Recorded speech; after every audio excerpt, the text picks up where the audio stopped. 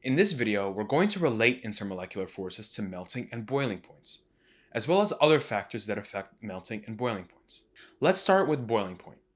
Since boiling point refers to the transition between liquid and gas states, there are a lot fewer factors to consider, and there usually aren't many exceptions. Melting point can be affected by the crystalline structure of certain covalent molecules when they become solids. The biggest factor that affects boiling point are intermolecular forces. The stronger the intermolecular forces, the higher the boiling point.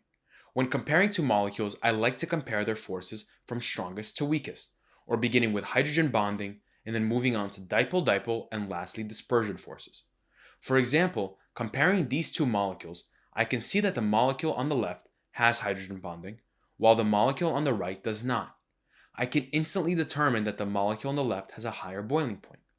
The next factor affecting boiling point is polarity. The more polar a molecule, the higher its boiling point. This is exemplified commonly when comparing cis and trans isomers.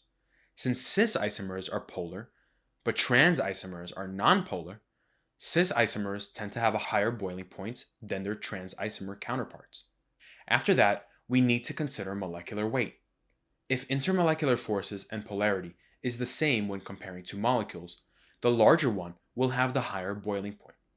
If molecular weight is equal, then the molecule with the greatest surface area, or the least amount of branching, will have the greatest boiling point. The conditions to determine melting point is the same as for boiling point, except for surface area. While branching causes a decreased boiling point, it causes an increased melting point. This is because branching makes the molecule more compact as a solid, allowing it to be broken off easier into a liquid. Comparing solubility between molecules is more straightforward than melting and boiling points. To compare solubility, you can remember the phrase like dissolves like. This refers to the fact that polar solvents will dissolve polar solutes, and nonpolar solvents will dissolve nonpolar solutes. To illustrate this point, I'll refer to the age-old example of mixing oil and water. If I told you oil was a simple long chain of carbons, which isn't entirely true but is enough for now, you can tell me that oil is nonpolar, and water is polar. Since they are not like, they shouldn't dissolve. We don't really consider intermolecular forces when considering solubility.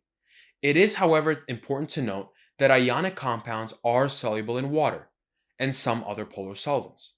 For example, mixing salt and water is a relatively easy process.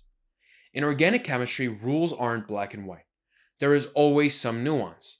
This goes for solubility as well. We sometimes have large molecules that are either totally polar or nonpolar. I'll use the example of oil or fatty acids again. Fatty acids are basically long carbon chains with a functional group at one end. You should be able to determine the name of the functional group I'm referring to. If you said carboxylic acid, you'd be correct. Obviously, we do have a super long chain of carbons that is nonpolar. However, we also have one end with a carboxylic acid that is polar. So, which is it? Well, both. Kind of. We consider the fact that most of the molecule is nonpolar, while only a small part of it is polar. Therefore, in general, fatty acids act as if they are nonpolar. Organic chemists like to use the rule that if a molecule has both hydrophobic and hydrophilic groups, it will be soluble in water if it contains 3 or less carbon atoms. It will be slightly soluble or borderline if it has 4 or 5 carbon atoms.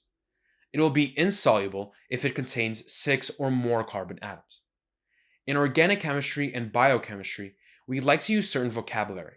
If a molecule cannot dissolve in water, we say it is immiscible in water or hydrophobic. If a molecule can dissolve in water, we can say it is miscible in water or hydrophilic. Conversely, if a molecule cannot dissolve in oil, we say it is immiscible in oil or lipophobic. If a molecule can dissolve in oil, we say it is miscible in oil or lipophilic. In the next chapter, we'll begin with almost an entirely new chapter of concepts, acids and bases.